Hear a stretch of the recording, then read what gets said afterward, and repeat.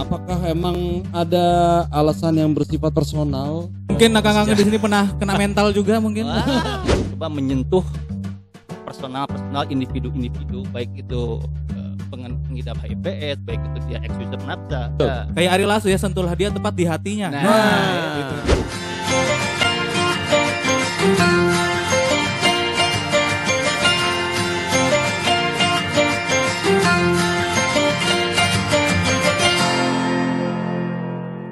Alright, kembali lagi di Friends Talk Podcast. This is What Friends Are For.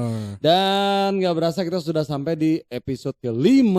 Ternyata lanjut Pak ya. Lanjut Iya, terus. kirain Harus berhenti lanjut di terus kemarin dong. doang kemarin kita ya. Benar. Ternyata masih ada juga yang mau mampir di sini.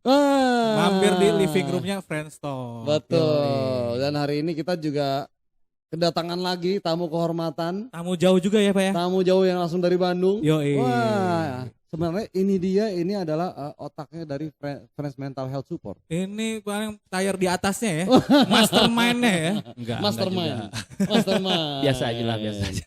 Oke, dan yang pasti untuk teman-teman yang nonton Friends Talk Podcast, ya kan, jangan lupa like dan subscribe juga. Dan Friends Mental Health Support ini adalah sebagai unit usaha atau unit program yang dibawahi oleh Yayasan Cahaya Dewata Indonesia. Nah, mungkin Anda tahu kalau yang di Bali ada Dewata-Dewata, bukan Tiara Dewata ya, mohon maaf, beda. Iya, Beda, Dewata itu supermarket, beda. Oh, iya. Inilah Yayasan Cahaya Dewata Indonesia dan hari ini kita kedatangan langsung Ketua Pembina dari Yayasan Cahaya Dewata. Makasih. Aplaus dulu dong penonton Pak Yara. Haji Junjun Kurnia. Biasa. Selamat siang Pak Haji, dan ada Siang. Kang Tatang juga sebagai tenaga kesehatan ya. Tenaga kesehatan yang membantu Yayasan Cahaya Dewata Indonesia, ya kan? Nah, untuk yang pertama nih Pak Haji, kita pengen sedikit flashback mungkin ya. Iya. Flashback untuk Yayasan Cahaya Dewata Indonesia sendiri nih. Iya kan? Apa sih sebenarnya alasan atau tujuan dari Pak Haji Junjun nih untuk membuat Yayasan Cahaya Dewata Indonesia dan Friends Mental Health Support ini sendiri? Apakah emang ada alasan yang bersifat personal atau mungkin ada Pengalaman-pengalaman pribadi Pak ya. Ya, yang related dengan kisah-kisah sejarah pribadi. Asik. atau- Mungkin kakak-kakak di sini pernah kena mental juga mungkin. Kayaknya bikin organisasi mental boleh Mungkin juga itu nih, anak ya kan? mental. Bukan. Itu anak metal. Beda. Iya. Jadi gini ya, Yayasan Cahaya Dewata ini sebetulnya sebelumnya saya itu banyak teman yang memang berkecimpung di dalam yayasan yang platformnya itu lebih kepada bantuan dan pendekatan kepada ex user nafsa dulu tuh di salah satu yayasan yang ada di Kota Bandung. Ya. Saya melihat ternyata saya rasa itu masih kurang cukup karena begini, bukan hanya user nafsa saja yang merasa termarginalkan dalam hal ini. Stigma-stigma buruk yang didapatkan itu bukan hanya dari kalangan masyarakat yang ex user nafsa yang terkena stigma itu. Sebetulnya stigma di masyarakat itu bukan hanya itu. Ada stigma yang apa istilahnya, yang menganggap bahwa dia ternyata dulunya adalah seorang user, kemudian karena dulunya memakai foto dan lain sebagainya akhirnya terkena lah yang dikenalah penyakit HIV/AIDS. Kalau dulu itu kan memang HIV/AIDS itu bukan diakibatkannya bukan karena seks bebas, tidak. Tapi lebih kepada penggunaan Jarum suntik berbarengan. Dulu seperti itu. Jadi antara penggunaan nafsa dengan HIV/AIDS itu ibarat sebab akibat. Nah, dua hal tersebutlah di antaranya. Kemudian akhirnya saya amat kembali saya amati kembali dan ternyata di beberapa tahun belakangan ini ternyata bukan hanya itu saja. Untuk saat ini termasuk masyarakat yang memiliki tekanan-tekanan mental, stres dan depresi yang mengakibatkan kepada kesehatan mental mereka menjadi terganggu, dan juga diantaranya memang dampak daripada penggunaan nafsa juga. Nah, dari ketiga dampak tersebutlah saya berpikir ini tiga golongan lah ya. Yeah. Nafsa, HIV/AIDS dan mental health ini, mental illness lah ya saya sebutnya. Ternyata ini ibarat satu rumpun. Yes. Satu rumpun yang memang dianggap oleh masyarakat suatu hal yang aib lah. Aib. Ya, betul. Hati-hati loh, dia itu dulunya user, sekarang kemudian dia terkena HIV/AIDS. Ya.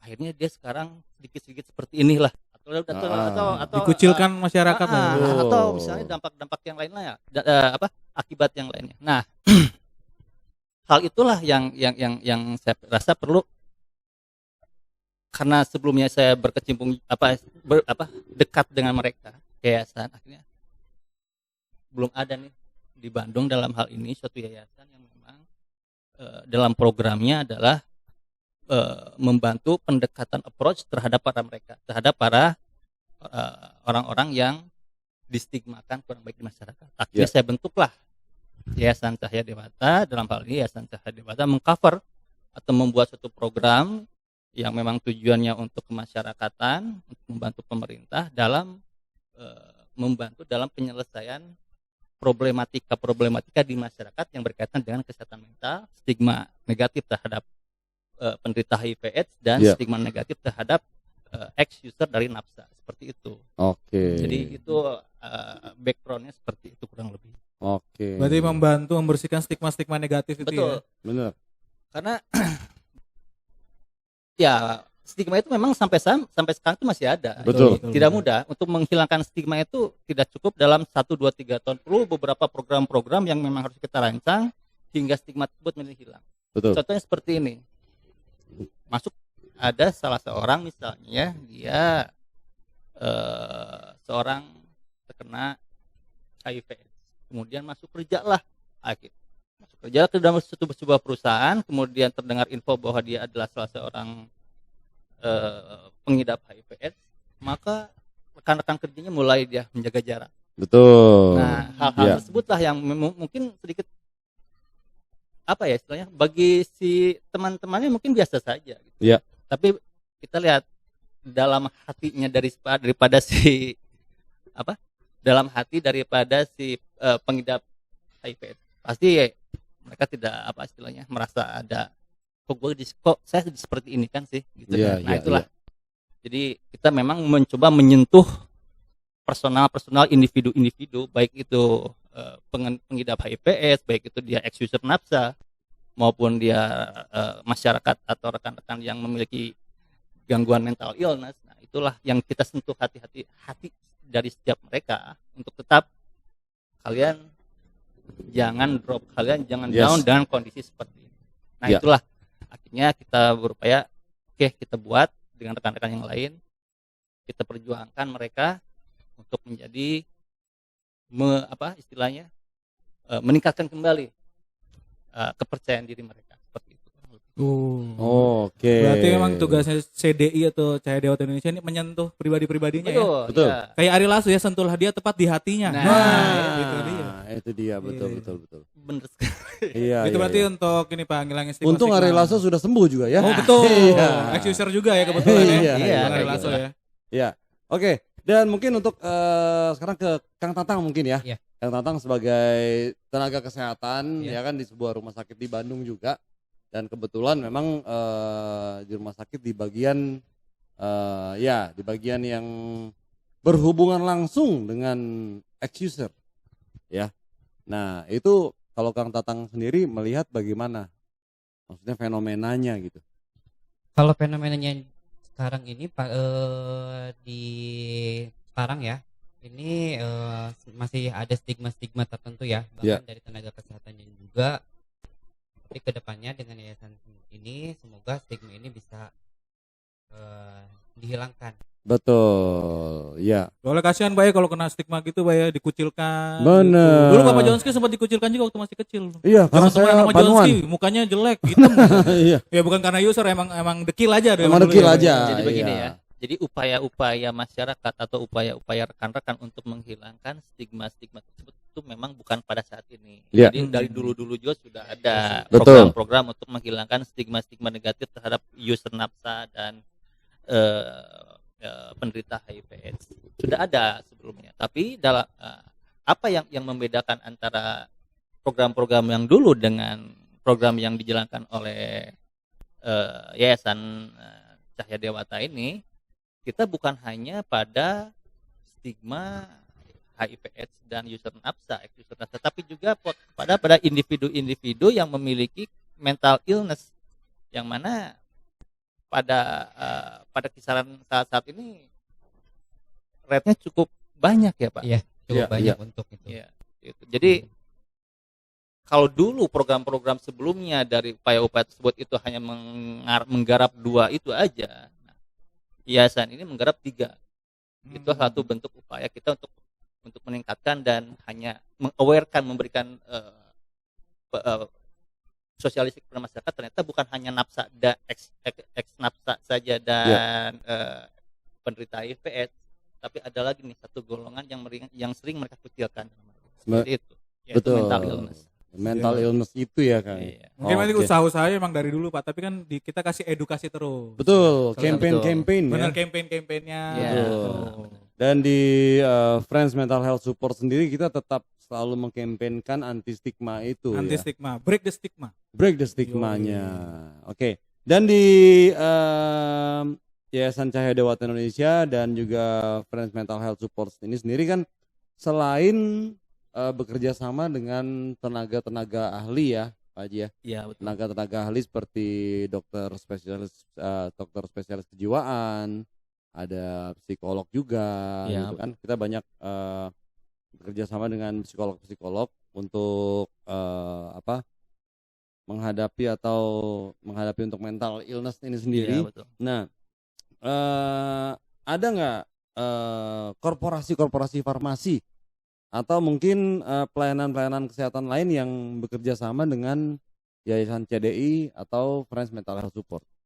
Iya, jadi begini, Yayasan Cahya Dewata Indonesia ini kan saya dalam hal ini adalah sebagai ketua pembina lah ya, pembina yayasan. Nah, kenapa dalam hal ini juga saya ini adalah sebagai direksi dari PT Geragas Berkah Sejahtera. Ya. Itu adalah sebuah korporasi perusahaan yang bergerak di bidang farmasi. Jadi perusahaan PT Geragas ini dia membawahi beberapa unit-unit pelayanan kesehatan yang tersebar di Bandung dan di Denpasar. Nah, Yayasan CDI ini adalah salah satu upaya bagaimana perusahaan ini memberikan apa yang disebut dengan CSR, Corporate Social Responsibility. Yes. Nah, dari situlah maka yayasan ini adalah salah satu program dari Corporate Social Responsibility yang diprogramkan oleh perusahaan PT Geragas Berkah Sejahtera. Nah, keterkaitannya, hubungannya adalah yayasan ini akan berkutat dalam bidang yang berkaitan dengan medical treatment kan gitu. Yeah. Dengan psikolog, dengan psikiater dan lain sebagainya. Psikiater dalam hal ini akan menangani klien-klien atau misalnya masyarakat yang mengalami gangguan-gangguan yang berkaitan gangguan kesehatan yang berkaitan kesehatan mental, HIV/AIDS dan ex-user yang mana mereka ingin berhenti daripada penggunaan obat-obat nafsa dan golongan yang lainnya. Nah, kita dalam hal ini tidak hanya memberikan satu fasilitas untuk yang sifatnya konseling saja. Yeah. Jadi ketika konseling dengan SPKJ, kemudian SPKJ memberikan arahan, kamu harus misalnya begini, kamu harus melakukan terapi menggunakan obat ini dan sebagainya. Nah, dalam hal ini karena si perusahaan PT JBS ini adalah perusahaan yang bergerak di bidang farmasi dan di bawahnya terdiri dari beberapa banyak unit apotek, maka untuk sediaan farmasi yang diarahkan oleh para praktisi medis, dalam hal ini praktisi medis atau dokter-dokter spesialty ke SPKJ akan berkolaborasi dan bekerja sama dengan pihak unit-unit apotek untuk menyiapkan sediaan farmasi yang memang dibutuhkan oleh oleh dokter dan para psikiater. Tentu saja untuk mendapatkan harus sesuai dengan regulasi dan aturan-aturan yang sudah ditetapkan oleh pemerintah, dalam hal ini Departemen Kesehatan. Jadi untuk proses terapinya pun memang harus sesuai dengan aturan dan regulasi. Jadi itulah kerjasama antara CDI dengan pihak korporasi dalam hal ini. Jadi memang disebut kerjasama tetapi disebut satu bagian juga. Satu bagian juga ya. Iya, karena CDI itu adalah program CSR-nya daripada PT GBS seperti itu. Wow, mantap sekali ya. Dan sejauh ini nih Pak Haji, gimana respon masyarakat ya, masyarakat di Bandung dan di Bali khususnya untuk program-program yang dijalankan oleh Yayasan CDI dan Friends Mental Health Support ini?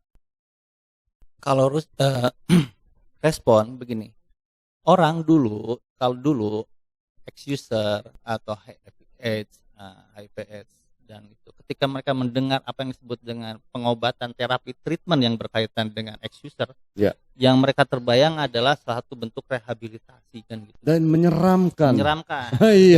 Rehabilitasi. Image-nya tuh sudah menyeramkan.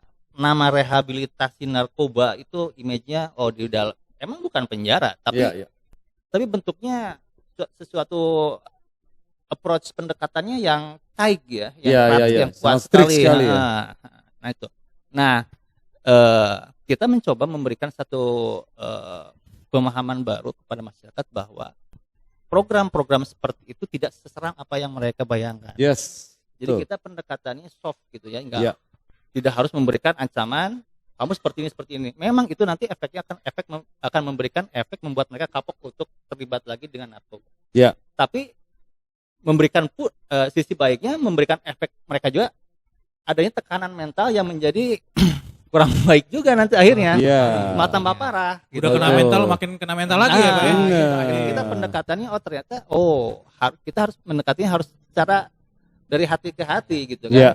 Pendekatannya baik-baik, terapinya kemudian jangan dibikin seram lah gitu jangan dibikin seakan-akan kamu sekarang lagi konseling ke FMHS, itu apa itu rehabilitasi. Bukan, itu nama zaman dulu, sekarang bukan itu. Ini programnya adalah treatment healing treatment healing seperti itulah, buat menyembuhkan, tapi dengan program yang berbeda pendekatannya. Nanti bisa dijelaskan sama ketua yayasan. Dan mungkin kita juga pengen ngasih info juga nih ke penonton Friends Talk Podcast. Untuk Friends Mental Health Support sendiri selain konseling ya, kita juga nanti bakal ada yang namanya rehab wisata. Iya kan? Karena tanpa wisata, kalau cuma rehab doang kayaknya agak mengerikan ya. Ya itu. Biar nggak stres banget Pak ya. Nah itu yang saya maksud. Jadi bisa rehab wisata, mungkin bisa di Lembang. Bisa milih tempatnya mungkin ya.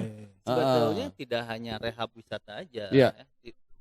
Tidak hanya pendekatan approach rehab wisata. Tapi kan orang cenderung saya tidak butuh rehab wisata nih. Yang saya butuhkan adalah rehabilitasi spiritual. Betul. Silakan. Kita nanti buatkan program-program pendekatan spiritual, apakah spiritual tergantung dari keimanannya. Apakah dia dari agama apa? Kita ikuti pendekatan spiritual dari setiap agama seperti apa. Gitu. Tapi yang jelas ada. Karena apa? Spiritual itu penting dalam hal mengembalikan kembali esensi dirinya. Membangun psikologisnya mungkin ya. Penting itu. Jadi tidak bisa disampingkan karena seorang konsulen atau seorang konselor untuk menangani suatu orang pasien itu tidak satu orang. Ada bagian satu orang yang menangani masalah spiritualnya, menangani masalah gizinya, menangani masalah psikologinya, menangani masalah keluarganya. Jadi tidak bisa kita menyelesaikan permasalahan mental illness ini secara parsial, tapi harus keseluruhan, harus komprehensif semuanya. Itu baik dari spiritualnya ada, psikologinya ada, keluarganya ada, kesehatannya ada, kemudian gizinya juga diperbaiki seperti itu. Iya. Oke, lumayan jadi diperhatiin gizinya Pak ya.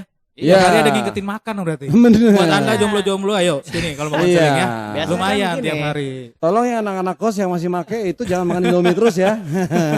Karena gizinya juga. Ya, hari ini udah makan. Nah, belum pernah ditanyain gitu kan kalian. Nah, untuk project-projectnya nih Pak Haji. Ya. Project-project berikutnya yang mungkin akan nextnya akan diciptakan atau dibuat oleh atau dibawahi oleh Yayasan Cahaya Dewata Indonesia sendiri ada project-project apa nih selain Friends Mental Health Support? Untuk saat ini kan ini yayasan ini baru ya. Iya. Dengan yayasan ini yang baru, kemudian kita dengan stepping stone awal ini kan, batu tahap pertama ini kan adalah mendirikan FMHS. Iya. FMHS ini kan fungsinya adalah sebagai bentuk sosialisasi, sebagai bentuk promosi bahwa ada loh yang namanya program baru yang berkaitan dengan mental illness, kemudian dengan penyembuhan treatment dari ex-user nafsa dan HIV/AIDS. Nah, untuk awalnya hanya baru sampai situ aja. Tetapi memang untuk step ke depannya ada grand design yang sudah kita tentukan, yang sudah kita buat, tahapan ke depan, visi ke depannya seperti apa, akan seperti apa. Tapi untuk saat ini karena FMS ini juga masih baru dan programnya pun belum secara maksimal, baru sekitar 80% lah ya, tinggal 20% lagi. Mungkin kita lebih concern kepada mendevelop basicnya ini dulu, begitu. Nanti setelah basicnya ini terbentuk, kemudian jaringan semakin luas, baru kita jalankan step selanjutnya seperti itu. Kurang lebih seperti itu sih. Kurang lebih seperti itu. Proyek-proyek ke depan masih banyak proyek ke depan, masih banyak, tapi kita tetap fokus yang ini dulu. Gitu. Fokus pada membuat base-nya dulu. Oke. Siapa tahu ke depannya nanti punya aplikasi Pak, jadi ada aplikasi Friends, bisa konseling. Bisa, pasti bisa, gitu. Bisa. Nanti pasti bakal ada kayak tadi Pak Jujun bilang ada stepping stone. Batu loncatan yang akan menuju ke visi dan misi yang lebih besar lagi. Pelan-pelan ya Pak ya, kita sambil mengedukasi masyarakat juga. Betul, sambil kita campaign terus ya kan. Kita tetap menyebar kebaikan. Betul. Intinya seperti itu sih. Ya. Kita kan berusaha menjadi orang yang bisa memberikan manfaat pada orang lain. Bermanfaat. Benar. Apapun bentuknya, bagaimanapun besar kecilnya manfaat yang kita berikan kepada masyarakat, itu kan tetap aja manfaat. Tetap diterima oleh masyarakat. Nah itulah yang kita coba. Betul. Penting bermanfaat Pak ya. Jadi Anda yang merasa beban keluarga ya, sini gabung lah gitu ya. Betul. Jadi depan Anda bermanfaat sedikit ya. Iya. Kita saling apa istilahnya? Kita saling berangkulan aja lah. Iya, betul. Seperti Teletubbies berpelukan gitu ya. Berpelukan. Biar hangat ya kan, menyatu. Dan jangan lupa buat teman-teman juga yang lagi nonton episode kelima di Friends Talk Podcast ini, kalau misalnya mau konseling, ya, jadi bisa langsung menghubungi kita di nomor di bawah ini. Ya. Tolong nanti editor taruh di Kak Bang Jonski ya. Iya. Nomornya ya. Nomor di bawah ini, jadi kita sangat terbuka sekali untuk teman-teman yang mau sekedar curhat atau mungkin pengen punya teman ngobrol atau solusi atau segala macam. Yang punya adiksi mungkin Pak ya. Tentang mental health, adiksi atau kecanduan segala macam. Gadget mungkin Pak. Mungkin itu sangat salah satu ketergantungan juga. Kecanduan ya, judi Facebook mungkin. Iya kan banyak gitu. Betul, ada kecanduan sosial media juga. Kecanduan pijat mungkin. Pegel-pegel mungkin itu iya betul. Bebas. Yang penting namanya juga friends kan. Kita menemani lah. Menemani. Di sini yang merasa mungkin termarginalkan. Iya. Karena stigma tadi Pak ya. Salah satu tagline kita adalah temani kawanmu. Temani kawan. Cobalah tanyakan kabar mereka hari ini. Lalu angkat gelasmu kawan. Beda. Itu lagu. Salah. Oke. Mungkin untuk terakhir nih Pak Junjun dan Kang Tatang. Ada pesan-pesan nggak nih buat teman-teman yang lagi nonton Friends Talk Podcast untuk episode kayak ini? Pesan saya, apapun problematika yang kalian rasakan saat ini, apakah itu problematika berkaitan dengan hati, mentalnya dirinya sendiri, atau yang berkaitan dengan permasalahan saya ini pengen berhenti dengan nafsa, atau misalnya aduh saya kok saya hidup terkena suatu penyakit yang tidak ada obatnya lama lagi. Nah, perasaan tersebut jangan kalian pendam, gitu kan. Semakin kalian pendam, itu akan membuat feedback pada dirinya sendiri akan semakin mengecil, makin menciut, gitu kan. Akan menjadi time bomb juga. Betul. Nah, hanya ada 2 yang harus kita lakukan adalah pertama, kita harus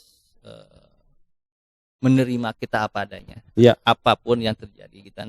Saya seperti ini dan saya mengalami seperti ini, contoh itu, dan saya mengidap seperti ini. Udahlah, itu memang kenyataannya. Kita harus mampu menerima kenyataan. Tinggal kita step ke depannya apa nih? Oh ternyata ya udah, life is go on. Yes. Jalani aja hidup kita ini, meskipun memang kita dengan keadaan seperti ini. Iya. Ya dengan keadaan seperti ini, hidup kita nggak bisa berhenti. Itu harus tetap berjalan. Betul. Kerja harus ada. Yes. Gitu kan. Nah itulah pesan saya buat siapapun, apakah user atau misalnya penderita HIV/AIDS atau seseorang yang mengalami gangguan mental, terimalah dengan keadaannya, kemudian jalani hidup dengan baik ke depannya. Oke, mantap sekali. Dan sekarang mungkin dari Kang Tatang. Paling pesan dari saya tadi sudah jelas sama Bapak pimpinannya. Paling dari saya sendiri, stop stigma, karena walaupun diri kita itu pengobatan ataupun melakukan problem healing ini, tapi tanpa dukungan dari orang-orang terdekat itu tidak ada apa-apanya. Betul sekali, betul. Jadi stop stigma. Betul, karena emang orang-orang terdekat seperti keluarga, ya kan, lingkungan, tetangga. Itu ring satunya, Pak ya. Ring satunya sebenarnya. Harus di situ dulu. Itu dulu sih yang support. Iya, harus support ya kan. Betul, karena untuk kalau ngomongin stigma sendiri sekarang ada muncul stigma baru, ya kan. Betul. Yang mungkin yang tiba-tiba yang positif COVID tiba-tiba di stigma. Iya, yang positif bapaknya satu keluarga di stigma semuanya. Itu muncul stigma-stigma baru sebenarnya di masyarakat Indonesia ini. Kayak begitu. Oke. Terima kasih sekali. Betul. Ya, sama-sama. Haji Junju, terima kasih. Thank you. Kita udah disamperin jauh-jauh ya Pak ya. Iya, sudah samperin jauh-jauh loh dari Bandung. Udah ya dijengukin kita di sini. Iya. Dan semoga nanti kita berdua bisa ke Bandung ya nanti ya. Iya. Bisa jalan-jalan ke Bandung ya. Gantian kita jalan-jalan ke sana ya. Boleh. Yes. Oke, dan jangan lupa untuk like dan subscribe langsung di official YouTube channelnya Friends Mental Health Support ya. Betul. Dan jangan lupa juga untuk nyalakan notifikasinya karena kita masih banyak punya episode-episode baru yang lebih keren-keren. Siap. Dengan tema-tema yang juga mengedukasi dan juga keren-keren juga. Dan tetap dipandu oleh kita berdua ya. Yes. Jadi mohon bersabar, episode kedepannya masih ada muka kita. Iya, jangan bosan ngeliat muka kita ya. Jangan di komen negatif-negatif kita ya. Iya. Dipecat nanti kita sama Bapak satu ini. Jangan dong. Iya. Lagi COVID susah kerjaan ya. Oke, terima kasih Pak Haji. Terima kasih Pak Haji. Thank you. Sama-sama. Sampai ketemu di episode berikutnya Friends Talk Podcast. This is What Friends Are For. Thank you. See you.